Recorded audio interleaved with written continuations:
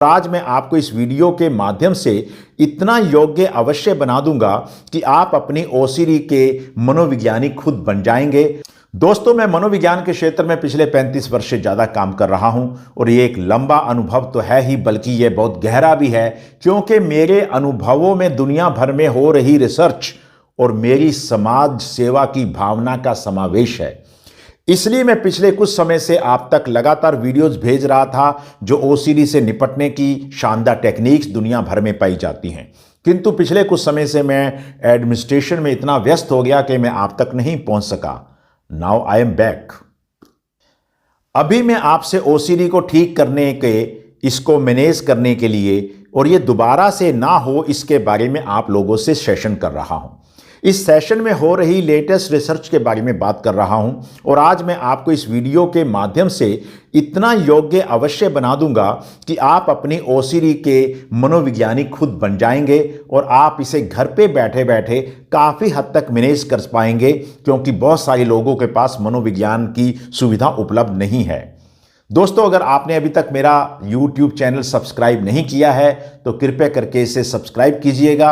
और अगर कोई ऐसा व्यक्ति है जो ओसीडी से पीड़ित है या ओसीडी के क्षेत्र में कोई कार्य कर रहा है तो मेरा आप लोगों से निवेदन है कि ये वीडियो उस व्यक्ति तक जरूर भेजिएगा।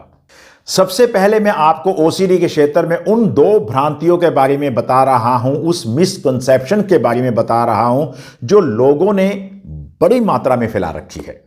पहली भ्रांति कि ओसीडी को पूरा ठीक नहीं किया जा सकता है। जो डॉक्टर, जो मनोवैज्ञानिक, जो यूट्यूबर या कोई साइट अगर ये कहती है कि ओसीडी को ठीक नहीं किया जा सकता है तो दरअसल वो ओसीडी का प्रोग्नोसिस नहीं बता रहे हैं, उसका इलाज होने की संभावना नहीं बता रहे हैं। वह अपनी कमजोरी और अपनी सीमा को बता रहे हैं कि हम ठीक नहीं कर सकते हैं। ये बिल्कुल ऐसे ही है जैसे एक दुकानदार अपने ग्राहक को कह देता है कि अब ये चीज आनी बंद हो गई है। क्यों? क्योंकि वो चीज उसकी दुकान पर अवेलेबल ही नहीं है।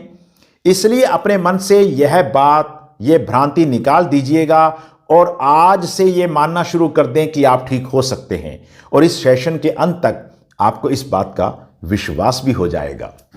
दूसरी भ्रांति है कि ओसीडी का इलाज सिर्फ दवाइयों से हो सकता है, क्योंकि यह एक शारीरिक बीमारी है।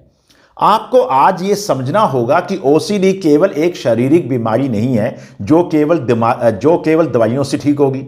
यह एक मनोशारीरिक बीमारी है जिसमें मन का उतना ही योगदान है जितना कि शरीर का। अगर आप ओसीडी के एक रोगी हैं तो आपको यह बात अच्छे तरीके से पता होगी कि आपके ओसीडी के लक्षण हर जगह उतने गंभीर नहीं होते हैं जितनी दूसरी जगह आमतौर से जैसे रोगी के घर में होते हैं। आपने देखा होगा कि जब आप घर में होते हैं आपके लक्षण बहुत ज़्यादा विकट और विकराल रूप धारण कर लेते हैं, लेकिन जब आप घर से बाहर होते हैं तो यह लक्षण उतने नहीं रहते हैं या बिल्कुल ही खत्म हो जाते हैं। इसी तरीके से कुछ लोगों के लक्षण घर पे नहीं होते हैं, घर से बाहर होते हैं। एक बड़ा सवाल, अगर यह बीमारी पूरी तरीके से शारीरिक होती तो इसके सभी लक्षण एक जितने गंभीर हर जगह पे होने चाहिए थे। अगर किसी को बुखार है तो वो बुखार घर में भी उतना ही होगा जितना घर से बाहर, क्योंकि वह एक शारीरिक दशा है। लेकिन ओसीडी हर जगह एक जैसी नहीं होती है, क्योंकि यह पूरे तरीके से शारीरिक नहीं है, इसमें मानसिक तथ्यों का योगदान भी है। मेरा एक क्लाइंट जब कनाडा में होता है तो वो ओसीडी का रोगी होता है, जब वह भारत में आता है तो वह ठीक हो जाता है। अगर यह बीमारी शारीरिक होती तो ऐसा क्यों होता? इसलिए इसका इलाज केवल दवाइयों से नहीं हो सकता है। इसके इलाज के लिए आपको मनोवैज्ञानिक सहायता, जीवन शैली में परिवर्तन, सोचने के तरीके में परिवर्तन, अपने नज़रिए को बदलना, ये तमाम चीज़ें शामिल हैं, क्योंकि इसमें मस्तिष्क में बहने वाले न्यूरोट्रांसमीटर की भूमिका भी होती है। इसलिए हमें दवाइयों का योगदान भी लेना पड़ता है। इसका मतलब यह हुआ कि इसके अंदर आपको दवाइयों की आवश्यकता भी होती है और इसके अंदर आपको साइकोथेरेपी और काउंसलिंग और लाइफस्टाइल चेंजेस की आवश्यकता भी होती है। अब हम बात कर रहे हैं कि ओसीडी को ठीक करने के इलाज के प्रोटोकॉल के बारे में, कि भाई इसको सीधे सीधे हम ठीक कैसे कर सकते हैं, इसको मैनेज कैसे कर सकते हैं और यह ठीक होकर रिलैप्स ना हो, इसका बंदोबस्त क्या कर सकते हैं। देखिए, ओसीडी के इलाज के लिए यह सब बातें आप लोगों को बहुत जरूरी हैं समझने के लिए। तो चलते हैं उन बातों को जो आपके लिए समझनी बहुत जरूरी है। पहली बात है कि ओसीडी एक क्रोनिक डिसऑर्डर है। इसका मतलब यह हुआ कि ये 2-3-4 दिन में ठीक होने वाली बीमारी नहीं है। इसको ठीक करने के लिए हमें एक लंबी प्रक्रिया अपनानी पड़ती है, जिसमें हमें दवाइयां भी खानी पड़ती हैं, साइकोथेरेपी और काउंसलिंग भी लेनी पड़ती है, और ये दोनों साथ साथ चलनी चाहिए, तभी इसका इलाज हो पाएगा। ज़्यादातर लोग लंबे समय तक दवाइयां खाते हैं, फिर उसे छोड़कर साइकोलॉजिकल हेल्प लेते हैं। ये गलत है। आपको साइकोथेरेपी, काउंसलिंग और दवाइयां, ये तमाम चीज़ें इकट्ठी हो, यह इसका प्रोटोकॉल है। याद रखिएगा, इसके बिना आप ठीक नहीं हो सकते हैं। दूसरी बात आपको यह समझनी है कि विचारों को दबाने का तरीका गलत है। ओसीडी का जल्दी से इलाज ना हो पाने का सबसे बड़ा कारण यह होता है कि जब यह शुरू होती है तब हम खुद या हमारे घर के लोग या हमारी जान पहचान के लोग हमें बता देते हैं कि इन विचारों को अपने मन में आने ही मत दो, और रोगी अपने मन के अंदर इन विचारों को रोकने की कोशिश करता है। जबकि सच्चाई यह होती है कि रोगी के मन के अंदर विचार पैदा होते हैं, जिनके कारण बायोकेमिकल और मनोवैज्ञानिक दोनों होते हैं, और वो विचार आधारहीन होते हुए भी रोगी को असली महसूस होते हैं। और सबसे बड़ी बात यह है जो आपको जाननी है कि मनोवैज्ञानिक शोध ये बता चुके हैं कि जिस विचार को आप ज्यादा दबाने की कोशिश करेंगे, वह विचार ज्यादा मात्रा में, ज्यादा जोर के साथ आपके मन में आएगा। इसलिए आज आप नोट कर लें कि ओसीडी के इलाज का बड़ा कदम इन विचारों से भागना नहीं है। इनको रहने दो, इन विचारों के प्रति टॉलरेंस पैदा करें। अगर आप इन विचारों से भयभीत होना, परेशान होना, डरना छोड़ देंगे तो समझो ओसीडी गई। ओसीडी के ऑब्सेशन यानी बार बार आने वाले विचार अकेले नहीं आते हैं, उनके साथ आपको डराने का एलिमेंट होता है। अगर हम किसी तरीके से इस डर को उस विचार से अलग कर दें तो बस हमारा काम बन गया।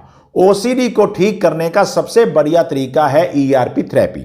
इसी के आधार पे काम करती है। सोचो कि आपके मन में ये विचार आए कि आपके हाथ गंदे हैं, पर इससे आपके मन में कोई डर पैदा ना हो तो थोड़ी देर में वो विचार भी गायब हो जाएगा। देखिए, मेरे सेशन का मुख्य एम यह है कि आपको मैं मनोविज्ञान की वो सब ट्रिक्स और टेक्निक्स सिखा दूं जो आपको लाइफ लॉन्ग हेल्प करे। कभी भी थोड़ा सा रिलैप्स होना लगे या अपने आप को आपको महसूस हो कि ये दोबारा से आ रहा है, तो कम से कम आपके पास उसको ठीक करने के हथियार हों। क्योंकि मेरा मानना है कि ठीक होना 50% का काम है और ठीक बने रहना बाकी का 50% का काम है। आप मेरी वीडियोज में बताई सभी टेक्निक्स को अपने मन में बसा के रखें। मैं तो ये भी कहता हूं कि आप मेरी बताई हुई टेक्निक्स को अपने जीवन का पार्ट एंड पार्सल बना लीजिएगा, ताकि आपको जिंदगी में ये बीमारी ठीक होने के बाद कभी वापस ना आए।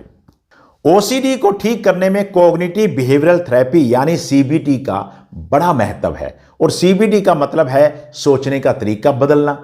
जिन लोगों को ओसीडी होती है, आमतौर से उनके मन के अंदर या उनके अनकॉन्शियस दिमाग के अंदर साफ सफाई को लेकर कुछ फंडामेंटल चीजें आमतौर पे रहती हैं।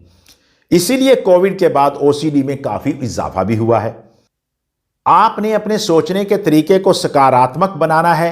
जो शब्द आपको तंग करते हैं, जैसे गंदगी, कंटेमिनेशन, इनको रिप्लेस करना शुरू कर दीजिएगा। जैसे मेरे हाथ गंदे हो गए हैं की जगह आप कह सकते हैं कि मेरे हाथों पे मिट्टी लग गई है, क्योंकि गंदा शब्द डर पैदा करता है और मिट्टी शब्द गंद पैदा नहीं करता है।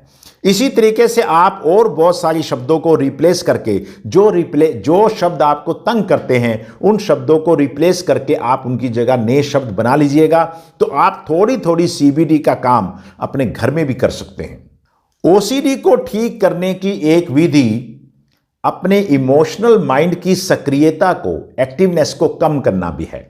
इसके लिए आपको ओसीडी के विचारों को पैदा होने पर कोई इंटरपोलेटिंग एक्टिविटी करनी होती है, जैसे बैकवर्ड काउंटिंग, उल्टी गिनती या किसी मैथमेटिकल प्रॉब्लम को सॉल्व करना।